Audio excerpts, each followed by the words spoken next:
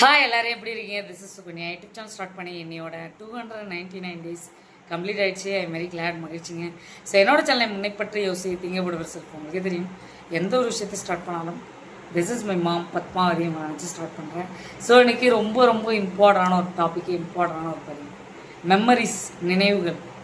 So ஒவ்வொரு நினைவுகளோடு நாம் கடந்து சென்றுட்ருக்கோம், கடந்தாக வேண்டும்ன்ற சுச்சுவேஷனில் இருக்கோம். உண்மையாக இல்லைங்களா? ஸோ உண்மைன்னு சொல்லி கமெண்ட் செக்ஷனில் கமெண்ட் பண்ணுங்கள். ஸோ என்னுடைய மேம் பார்த்திங்கன்னா பாசிட்டிவே, அவங்க இப்போ இல்லை, உயிரோடு இல்லை. பட் எங்களுடைய இதயத்தில் என்றைக்குமே அவங்க ஹார்ட்லி வெல்கம் சொல்லிட்டு அவங்க என்றைக்குமே இருக்கிறாங்க.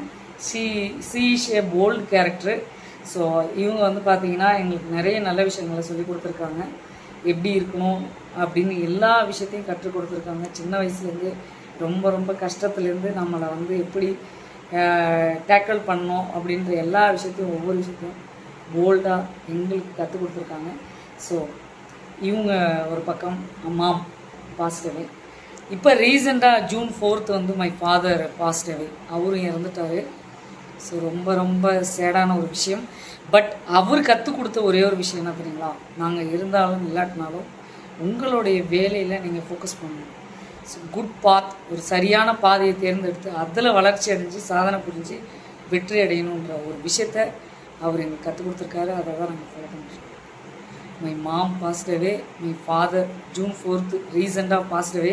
இருந்தாலும் யூடியூப் சேனலில் நான் கண்டினியூ பண்ணிகிட்ருக்கேன். இதனால தான் ஸோ என்னோடய சேனல் பார்க்குற சப்ஸ்கிரைப்ஸு நிறைய பேர் இருக்காங்க. ஸோ ஒரு 400 சில்லற சப்ஸ்கிரைப் இருக்காங்க எனக்கு. ஸோ அவங்களுக்காக இந்த வீடியோஸ் சமர்ப்பணம். இந்த யூனிவர்ஸ் ஒன்று கற்றுக் கொடுக்குங்க. நம்ம கூட யார் கடைசி வரைக்கும் இருப்பாங்கன்றத சொல்ல முடியாது. We are alone. எல்லோரும் தனிமையாக நம்ம போராடி தான் ஆகணும். இந்த வாழ்க்கை பயணம்ன்றது அவ்வளோ ஈஸி கிடையாது. ஸோ போராடி தான் ஒவ்வொரு விஷயத்தையும் நம்ம ஜெயிக்கணும். ஸோ எங்கள் வீட்டில் எங்கள் அம்மாவும் சரி அப்பாவும் சரி 2 பேரும் சொல்லிக் கொடுத்த ஒரே ஒரு விஷயம் என்ன தெரியுங்களா? நீ என்ன பண்ணுறியோ அதை கண்டினியூ பண்ணு, கடைசி வரைக்கும் பண்ணு, முயற்சி பண்ணு, சக்ஸஸ் ஆகு, நீ ஒரு சாதனை படைக்கணுன்றத நல்ல தெளிவாக நமக்கு லேர்ன் பண்ணியிருக்காங்க, கற்றுக் கொடுத்துருக்காங்க. போல்டாக இருக்கணும், எதுக்காகவும் யாருக்காகவும் தயங்கி நிற்கக்கூடாது. அடுத்தது என்ன பண்ணணும்னு யோசிச்சுட்டே இருக்கணும். ஸோ நம்மளை விட்டு போயிட்டாங்கன்னு அர்த்தம் கிடையாது. நம்ம கூடவே தான் இருக்காங்க.